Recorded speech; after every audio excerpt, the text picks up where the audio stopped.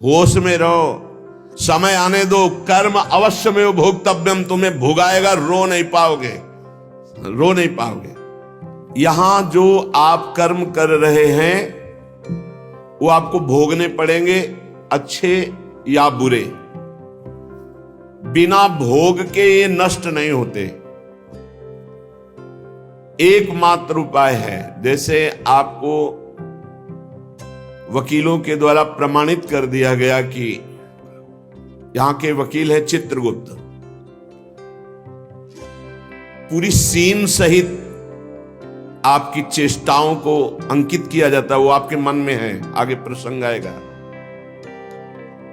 और जज हैं यमराज, धर्मराज जी, और दंड अधिकारी हैं यमदूत, और दंड विधान जहां होता उसे कहते हैं नरक।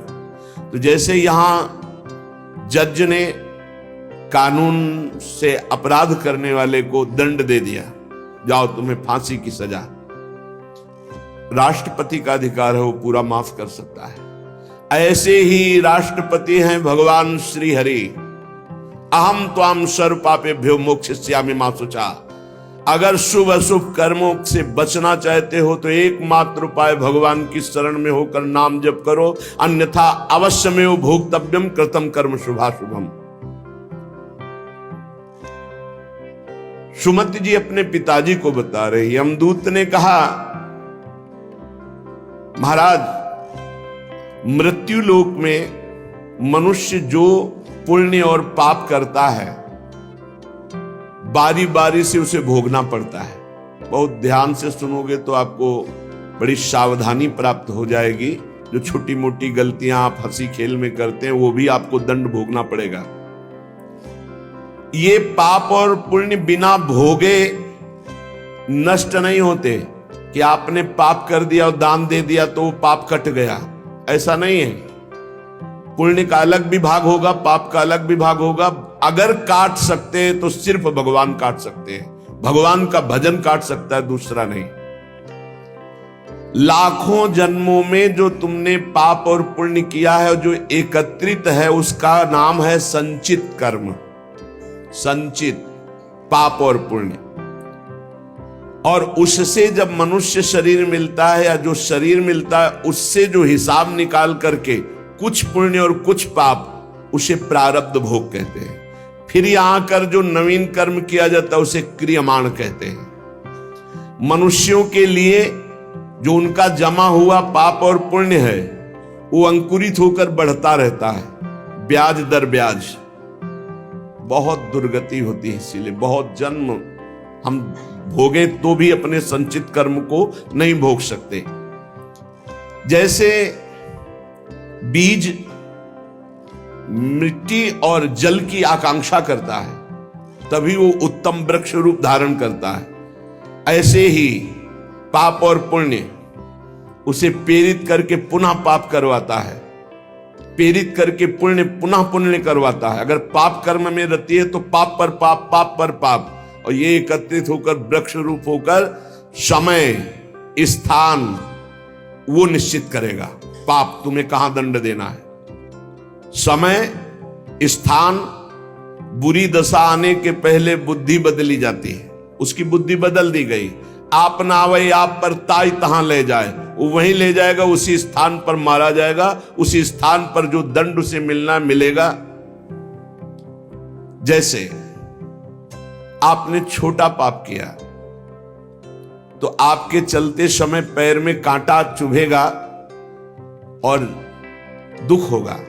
कांटा निकाला गया, थोड़ी दिन वहां दर्द रहा, खत्म हो गया, आपका पाप क्षय हो गया। छोटा पाप कोई, आगे बताया जाएगा कौन कौन से पाप से कैसे कैसे दंड मिलते हैं। अब अगर आपसे थोड़ा बड़ा पाप बना है तो वही पैर में लोहे की कील बनकर चुभेगा, कांटे की जगह लोहे की कील, अधिक दुख होगा।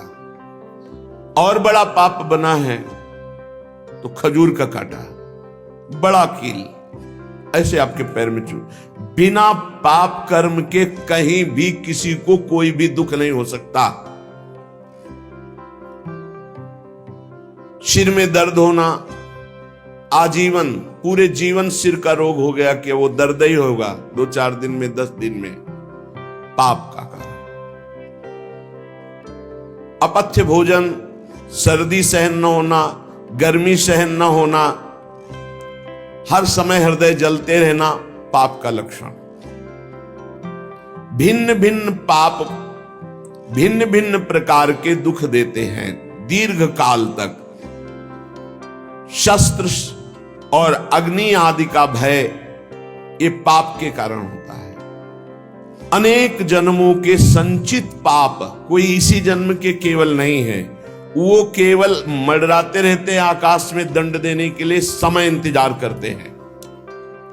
जैसे नरक में पड़े हुए जीव तुम देख रहे हो, घोर पाप का फल भोग रहे, केवल दिखाया गया था नरक। जानते हो किस बात से? कल याद होगा सुमति जी ने पानी पीने जाने वाली गौओं को वैश्य कुल में 7वें जन्म में जन्मे जब थे तो उन्होंने उनको नहीं पीने दिया।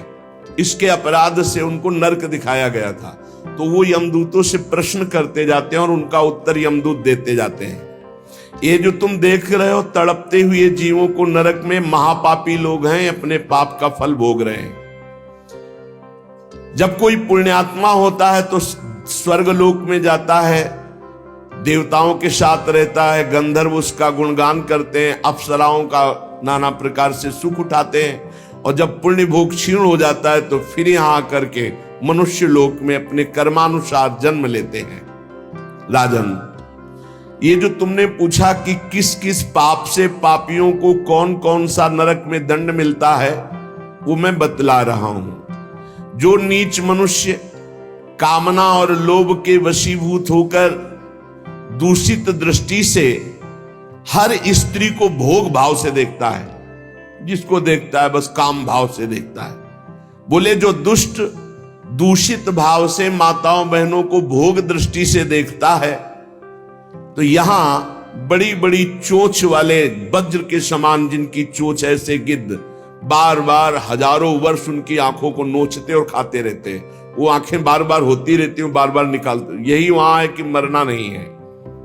उनकी दोनों आंखों को वज्र तुल्य नरक के पंछी बार बार निकालते हैं और खाते हैं, और उनके पुनः नए नए नेत्र उत्पन्न हो जाते हैं। इस पापी को पलक झपकने तक के लिए विश्राम नहीं मिलता, निमिष तक के लिए कि थोड़ा चैन मिल जाए, महान दुख होता रहता है। हजारों वर्ष तक उसको इस नेत्र दर्द पीड़ा भोगनी पड़ती है। और फिर जब मृत्युलोक में जन्मता है तो नेत्र रोगी पैदा होता है। वो यहां पैदा होगा नेत्र रोगी, या नेत्र ही नहीं है या नेत्रों में दिखाई नहीं दे रहा, कई तरह के व्यवधान, जिन्होंने नेत्रों का दुरुपयोग किया। अब जिन लोगों ने, जिनको तुम देख रहे हो इनकी जबान काटी जाती है, बार बार जबान नोची जाती है, ये वही लोग हैं जो शास्त्र का गलत उपदेश किए हैं, गलत अर्थ किए हैं, अपनी वासना की पूर्ति के लिए शास्त्र का गलत प्रयोग किए हैं, जो किसी को गलत सलाह दी है। तो इनकी जबान बार बार छोटे छोटे हिस्से में तलवार से काटी जाती है।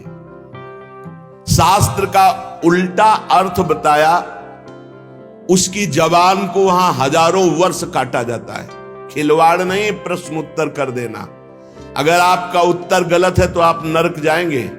प्रश्न करता तो आप पर श्रद्धा करके पूछ रहा है और आपने मनमानी उत्तर दे दिया और वैसा आचरण कर दिया तो उसको पाप नहीं लगेगा, पाप आपको लगेगा क्योंकि आपने आदेश किया है और आपकी दुर्गति हो जाएगी। इसीलिए अनाधिकारी को जब जनक जी महाराज विदेह राज ने पूछा, निमि जी ने नवयोगेश्वरों से कि मैंने यही प्रश्न कर्म के विषय में सनकादि से पूछा था, वो मौन थे, कोई उत्तर नहीं दिया, क्यों? तो बोले उस समय आपका ज्ञान जागृत नहीं हुआ था, आप उस समय अनाधिकारी थे, कर्म का बड़ा सूक्ष्म विषय होता है, इसीलिए मौन थे। ऐसा नहीं कि हर प्रश्न का उत्तर फटाक से दे दे, और वो गलत है अगर उत्तर तो शास्त्र सम्मत नहीं है तो उत्तर देने वाले को नरक का दंड मिलेगा, उसकी जबान हजारों वर्ष वहां काटी जाएगी।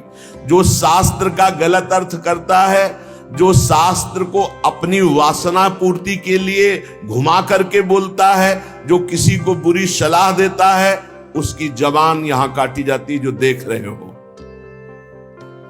और हे सुमति जी, जो वेद की निंदा करते हैं, देवताओं की निंदा करते हैं, संतों की निंदा करते हैं, वैष्णव की निंदा करते हैं, गुरु की निंदा करते हैं, गुरु पर दोष दृष्टि करते हैं, गुरु को वक्र दृष्टि से देखते हैं, क्रोध दृष्टि से, उन सब को यहां भयंकर वज्र तुल्य वाले जिनकी चोंच है, ऐसे पक्षी गिरा गिरा करके उनके अंगों को नोचते हैं, जबान, आंख और उनके शरीर के अंगों को। जितने निमेष तक उनके द्वारा ये जिह्वा जनित पाप हुआ है, उतने 1000 वर्ष तक उनको पक्षी नोचते हैं। जो नराधम बिना दोष के दो मित्रों में फूट डाल देते हैं, एक दूसरे की चुगली करके, पिता पुत्र स्वजन में भेद पैदा कर देते हैं, और जो पुरोहित, बहुत ध्यान देने योग्य बात, अनुष्ठान का संकल्प लेता लेकिन अनुष्ठान पूर्ण नहीं करता, जजमान को क्या पता। जो पुरोहित जजमान से नियत संख्या ले ली धन और अनुष्ठान पूरा नहीं किया, या जो अपनी माता और पिता का अपमान किया, जो अपनी शरणागत, अपने अर्धांग विराजमान पाणी ग्रहण की हुई पत्नी का विविध प्रकार से अपमान और शोषण किया, वो यहां आरे से चीरे जाते हैं 1000 वर्ष तक। दिखाया, देखो ये बीच आरे से आराम आराम से एक एक अंग चीरे जाते हैं। उस पुरोहित को भी दंड मिलता है, उस पुत्र को दंड मिलता है जो माता पिता का अपमान, उस पति को दंड मिलता है जो पत्नी का शोषण, उस पत्नी को दंड मिलता है जो पति से छल करती है। आप खुली आंख इनकी दुर्गति देख सकते हैं। जो दूसरों को कष्ट देने का स्वभाव बना लिया है, बातचीत चेष्टा से कष्ट ही देना है, जो दूसरों की प्रसन्नता में जलते हैं, जो दूसरों की घरों में, सोए हुए घरों में आग लगा देते हैं या फसलों में आग लगा देते हैं और उनको प्राणांतक कष्ट देते हैं, उन अधम पापियों को यहां जलती हुई आग में जलाया जाता है। तुम देख लो, तपती हुई बालू डालकर उनको भूना जाता है और यहां आग में उन्हें जलाया जाता है। जो एक जगह निमंत्रण मिला, फिर दूसरी जगह निमंत्रण मिला, तो पहले निमंत्रण वाले को छोड़ करके दूसरे के यहां निमंत्रण पाकर फिर पहले वाले के यहां निमंत्रण पाने गया। ऐसा नहीं है, ये नरक का कारण बन जाएगा। एक जगह निमंत्रण है, वहां गए, अगर हम भूखे हैं तो भूखे, नहीं मिला तो नहीं मिला, अब दूसरे दिन देखा जाएगा। 2, 3, 4 निमंत्रण, ऐसा नहीं। जो ब्रह्मर्षि किसी देव कार्य के लिए, पितृ कार्य के लिए यजमान के द्वारा निमंत्रित किया गया और वो दूसरी जगह भोजन कर लिया, दूसरे निमंत्रण को स्वीकार करके फिर उसके यहां भोजन करने गया, तो उसको यहां नरक में 2 टुकड़े करने वाला दंड मिलता, बार बार उसके 2 टुकड़े। ये बार बार बहुत जगह भंडारा, बहुत जगह निमंत्रण, ये ऐसा नहीं है। सिद्धांत है, तुम भूखे हो तो एक जगह चले जाओ और अपना पेट भरो, भजन करो। ये नहीं कि 5 जगह चले गए तो खूब दक्षिणा 5 जगह की मिली तो सुन लो। ये तस्मा शास्त्रम प्रमाणम, ये शास्त्र है, मनमानी नहीं। पहले ऐसा कभी ब्रह्म ऋषि जन नहीं करते थे। 5 घरों में भिक्षा मांग लो, या निमंत्रण है तो एक जगह जाके पेट भर लो जो रूखा सूखा मिले। तो ये 14 जगह भंडारा, 14 जगह निमंत्रण, तो उसकी व्यवस्था है। ये नरकगामी बना देगा, बुद्धि भ्रष्ट हो जाएगी।